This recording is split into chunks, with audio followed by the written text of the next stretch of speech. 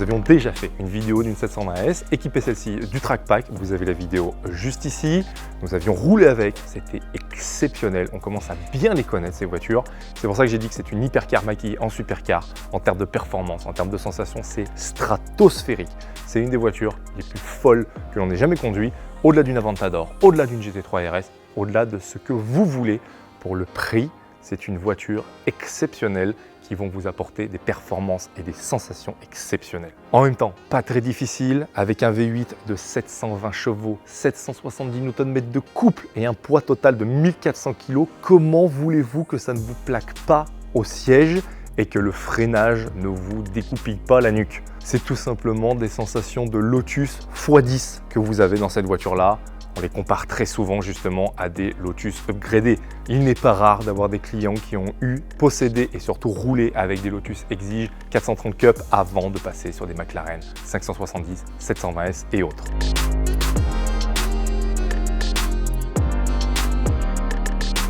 Et toutes les McLaren sont conçues de la même façon, avec une cellule monocoque en carbone et ensuite le châssis aluminium posé de chaque côté.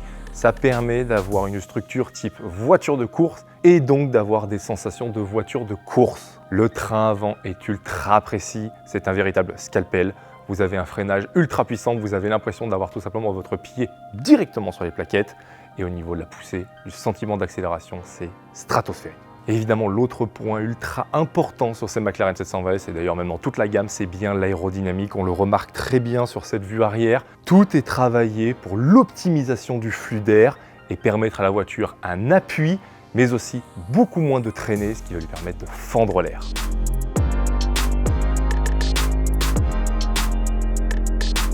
Les phares, tout simplement, c'est une des masterpieces sur cette voiture. C'est ce qui a justement le plus détonné lors de sa présentation. Ils sont littéralement décomposés, permettent un refroidissement au niveau des radiateurs d'eau.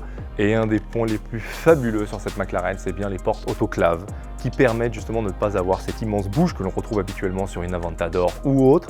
Non, ici, la porte en elle-même est justement cette aération et ce qui permet d'avoir un design et encore une fois, une optimisation du flux d'air.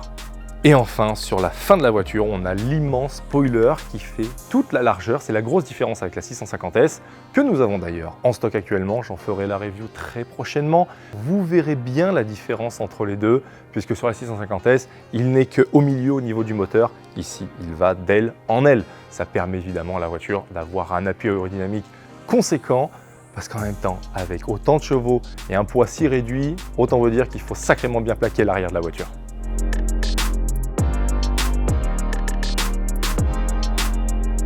Et ce qui me fascine sur une McLaren, c'est que qu'importe l'endroit où vous posez les yeux, c'est de l'option. Tout simplement, peinture Silverblade, option catalogue. Ici, on est bardé de carbone, que ce soit pare-choc avant, les phares, les petits flaps, le diffuseur, le pare-choc arrière, les inductions d'air, même les boîtes à air et même le toit est en carbone. Ce sont des options qui sont évidemment en termes de prix stratosphériques sur McLaren, mais elles sont indispensables pour justement avoir un look très personnel à cette voiture et qui lui donne un design encore plus poussé, encore plus supercar. Rien que les jantes qui sont en aluminium forgé sont des masterpieces sur cette voiture. Elles ont un design absolument sublime, je les adore, c'est mes préférés. Elles ont même cette option d'avoir le dépoli, et oui, car si vous vous souvenez bien, nous avions déjà eu des McLaren avec ces jantes-là et elles n'avaient pas le dépoli. Donc c'est encore une option supplémentaire et elle cache le système de freinage qui lui est toujours le même, carbone céramique, 6 pistons à l'avant, 4 pistons à l'arrière. Mais les étriers sont ici anodisés, chromés un peu et ça va très bien avec ce Silverblade. On commence maintenant à avoir l'habitude sur Instagram de vous proposer des petits sondages, des petites questions et même tout simplement des suggestions pour nos futures vidéos. Et vous nous avez demandé plusieurs choses sur la 720S, comme par exemple son coffre. Et à l'intérieur de ce coffre, on peut y mettre mille et une choses. Un sac photographie, un sac à dos type livreur, un petit colis, un stabilisateur DJI Ronin RS2, un drone Mavic 2 Pro, et vous avez encore de la place pour mettre un petit sac à main et même votre maillot de bain. Vous avez été nombreux à me demander des petits tips aussi sur l'intérieur, l'électronique, etc. Je vais déjà vous en donner un.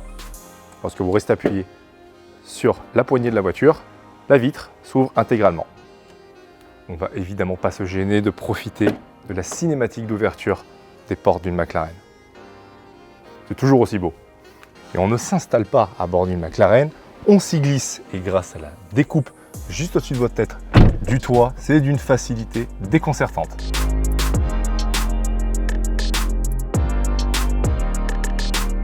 Une fois installé à bord, vous comprenez tout ce que j'ai pu vous dire précédemment dans la vidéo. Cette voiture est une voiture de course, tout simplement. Vous avez la coque carbone qui est apparente au niveau des montants. Tout le design intérieur est orienté vers le pilote. La préhension du volant est bien particulière, tout simplement comme une auto de circuit. Toutes les informations relatives sur le tableau de bord sont propres justement à des informations, des valeurs que l'on retrouve par exemple sur nos Audi R8 GT4 LMS. Et afin de répondre à vos nombreuses questions, je passe en mode FPV pour vous montrer tous les petits trucs et astuces justement de ce tableau de bord, ce concentré de technologie. Et on se retrouve donc face à ce volant, le même que celui de la McLaren P1. Regardez-moi cette beauté, regardez ce design qui est absolument dingue. C'est un volant d'hypercar, mais en même temps, la 720S est une hypercar, vous allez comprendre avec tout ce système électronique. Une des premières choses qui se passe que lorsque vous ouvrez la porte d'une McLaren, c'est que tout simplement, le tableau de bord va se déplier. Et vous verrez apparaître donc le logo 720S et ensuite, après une petite cinématique, toutes les informations relatives à la voiture, donc le restant de batterie, le kilométrage et le restant d'essence. Une autre petite cinématique bien sympa aussi sur l'écran central avec un petit flux d'air qui passe le long de la voiture. Comme quoi je vous avais dit, l'aéro est très important chez McLaren. Et on va maintenant démarrer la voiture et profiter ensuite du son de l'échappement car elle est équipée de l'échappement performance musique.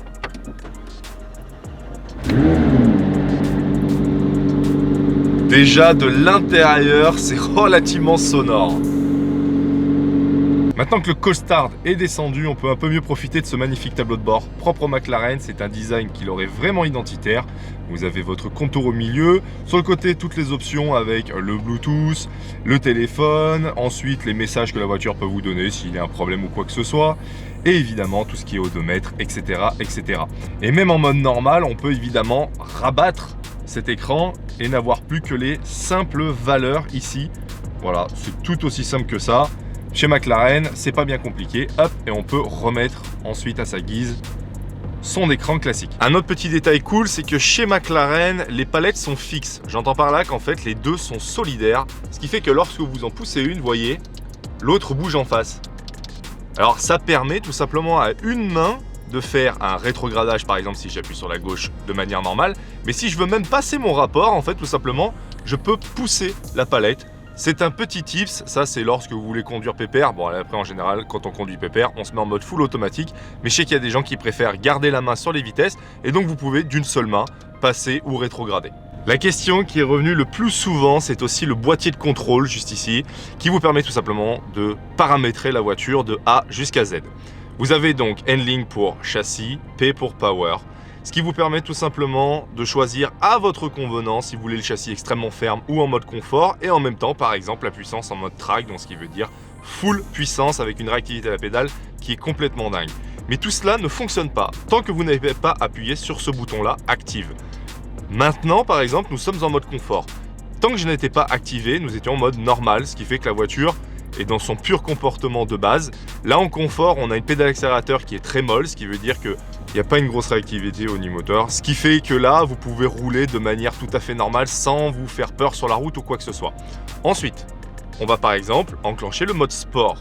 Sur le mode sport, on a déjà une meilleure réponse à l'accélérateur, on a une meilleure direction qui est un peu plus lourde, un peu plus directe. Pareil au niveau des suspensions, elles sont un peu plus fermes. Ensuite, on va passer sur le mode le plus hardcore de la voiture, le mode track. Et lorsque je fais ça, vous l'entendez, le régime moteur augmente, mais il y a autre chose aussi qui se passe. Mon fond de compteur a changé. Il est maintenant totalement différent, il est beaucoup plus épuré, mais si vous voulez aller encore plus loin dans l'épuré, vous pouvez faire basculer carrément. Et alors là, vous n'avez plus que le strict minimum. Et par strict minimum, j'entends donc rapport engagé, les tours minutes et la vitesse, c'est tout. Et vous avez donc maintenant une vue dégagée. Je vais essayer de vous montrer ça. Voilà. Vous n'avez plus rien devant vous à part la route et votre pare-brise. C'est hyper agréable et en termes de conduite sportive, c'est génial. Une des questions les plus récurrentes qui m'a été posée, c'est le Variable Drift Control. Évidemment, c'est un accessoire, un gadget qui est incroyable sur cette voiture. Alors, pour y accéder, vous avez le bouton général, vous y appuyez Vous arrivez sur votre panneau, variable drive control juste ici. Donc pour pouvoir l'utiliser, évidemment, il faut passer sur off. Le bouton est juste là, vous appuyez une fois dessus. Il est maintenant paré, vous appuyez sur démarrer. Et on arrive maintenant sur, du coup, tout le panneau de contrôle du variable drive control. Alors il est disponible dans deux modes, le mode sport et le mode track. Là on est en track, ce qui fait que maintenant je peux régler la dérive de la voiture. Alors ça joue tout simplement sur l'accélérateur. Donc en gros, l'accélérateur est l'ESC. Donc ce qui fait qu'on va avoir en fait la voiture qui va tout simplement réguler elle-même la puissance, le couple aux roues arrière en temps réel. C'est une technologie qui est très impressionnante. Et si l'on veut, donc là on est en mode track, là les suspensions sont très rigides, la direction très lourde. Enfin bref, la voiture est au maximum de ses performances. Mais si vous voulez cette option là en mode sport, rien de plus compliqué. On passe tout simplement ici en sport. Et voyez maintenant ça a changé. On n'est plus en bas, on est ici.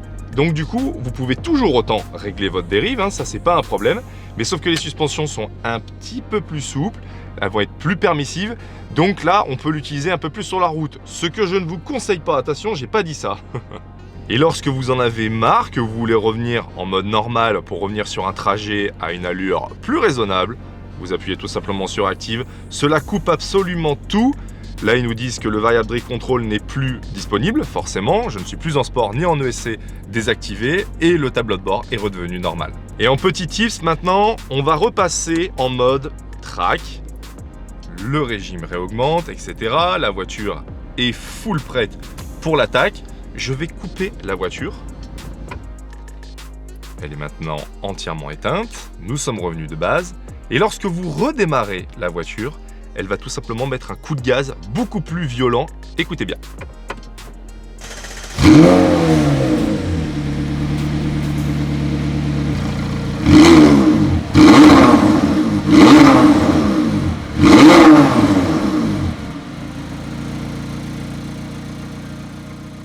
On peut maintenant profiter un peu plus au calme du design intérieur de ces McLaren. Regardez-moi ça. Carbone, Alcantara, cuir, surpiqûre orange McLaren.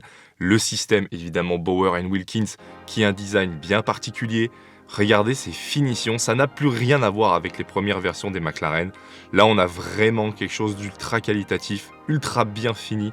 Et puis en plus maintenant on a des matières que McLaren nous propose qui sont vraiment folles. Et un autre détail qui est assez génial sur cette McLaren, c'est les Gorilla Glass évidemment. Alors qu'est-ce que c'est? Ce sont des petites vitres teintées juste au-dessus de votre tête. Ça fait penser à la McLaren P1 pour profiter tout simplement d'une luminosité absolument exceptionnelle dans cette McLaren. En plus, elle est équipée du soft close. Autant vous dire qu'il n'y a pas de violence au niveau de l'utilisation de la voiture. La violence, c'est juste sous votre pied. Maintenant que vous connaissez par cœur cette McLaren 720S, je vous invite à vous rendre directement sur le site internet Conseil Sport Automobile. Vous aurez toutes les informations sur la voiture, les options, les photos, mais aussi évidemment cette review de cette voiture qui est fabuleuse. C'est une des voitures actuellement sur le marché les plus intéressantes si vous voulez quelque chose d'ultra performant et surtout d'ultra communicatif avec vous, sans perdre le confort, car oui, les suspensions font un travail fabuleux sur cette voiture. C'est ce qui fait que l'on aime tant travailler ces voitures-là. Elle est disponible chez nous, elle est visible, elle est ici au showroom, sur rendez-vous uniquement. Abonnez-vous aussi à notre compte Instagram, car c'est vous qui votez pour chaque review en début de semaine. Il y a aussi forcément les nouvelles arrivées, les stories avec les toutes grandes nouveautés et même ce qui va se passer à l'avenir. Et suivez aussi CSA Racing, car nous avons maintenant une team de GT4 en FFSA. C'est absolument exceptionnel, ça c'est quelque chose que l'on va vivre pour la première fois pour les 10 ans de Conseil Sport Automobile. Alors je vous invite à vraiment être au rendez-vous et vous abonner pour ne rien rater de ça. D'ici là, prenez soin de vous et bonne route.